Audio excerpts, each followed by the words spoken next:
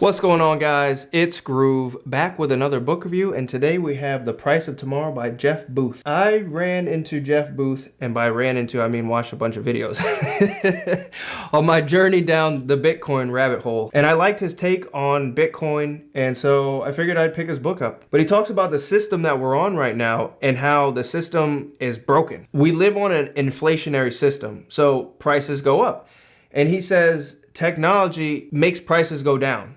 So the technology is deflationary. And so he's like, why is it that when it comes to technology making prices go down, it only comes to TVs and cell phones?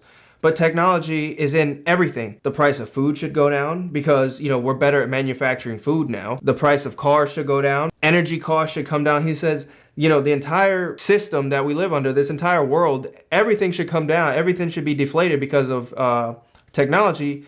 But instead, everything is rising because of this current system of inflation that we live under, and how we need to change the system. The system is literally broken. So a big portion of this book is talking about the system that we live under right now, which is an inflation system where prices continuously rise. It's going to take an effort of all of us, people, governments, countries.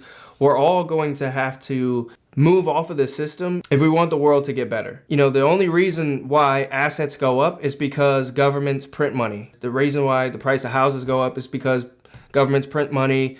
The reason why stocks go up is because governments print money.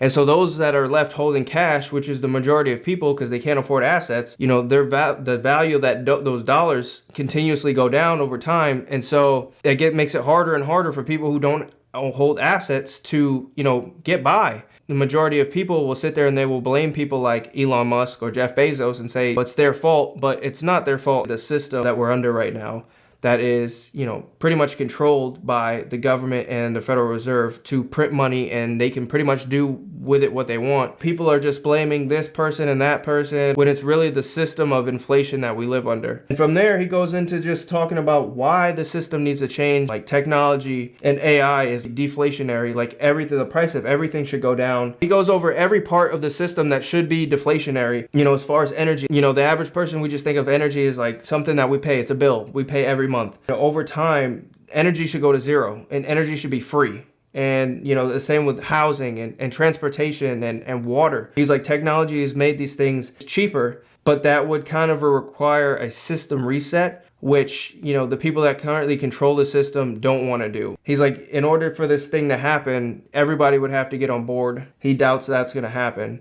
Because when you control the money, you control the power, you control the people. If you make everything deflationary and majority of things just become free, then now you lose your power. As much as he doesn't like inflation and believes that system, we need to get rid of that system, he actually goes over some positives of the current system that we live under right now. Because when we're able to print money, businesses can create more jobs. People who own assets feel more wealthy. The creation of money lifts people out of poverty, or has lifted people all throughout the world out of poverty, because now money is flowing more freely. But again, he says that all of that just creates more and more debt that we're going to have to pay back eventually. The governments right now, like if they keep printing more and more money to kick that can down the road so that we don't pretty much ever have to pay back our debts. Every society throughout the history of human civilization that has done that has all blown up in the end. Every country who has inflated their money they've all went kaput.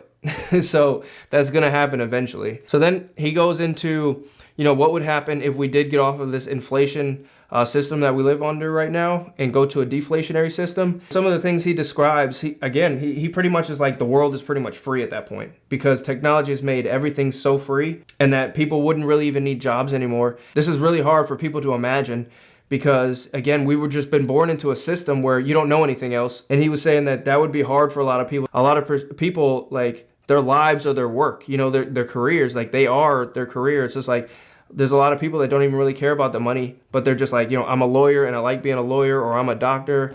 With a lot of these jobs that wouldn't be around anymore, people would have to find other things that would bring meaning to their life, which was an interesting concept to think about because, the average person is just like, man, bump this job. I'm out of here. Everything's free. Let's go. And he's just like, some people would kind of fight against that because they are their job. Their careers, gives them meaning. So that's pretty much it for this book. It was a good look into, what happens if we get off of an inflationary system and go to a deflationary system. Again, he goes over over, like, we're battling right now because technology is making everything cheaper, but then inflation needs prices to go up, and so that's causing civil unrest in society. If you haven't checked this out, or at least checked out a few of his podcasts and stuff, I definitely recommend you do that. He's got some great viewpoints. So that's it for this one, and if you haven't already, leave a like and subscribe, and I'll catch you guys in that next one. Peace.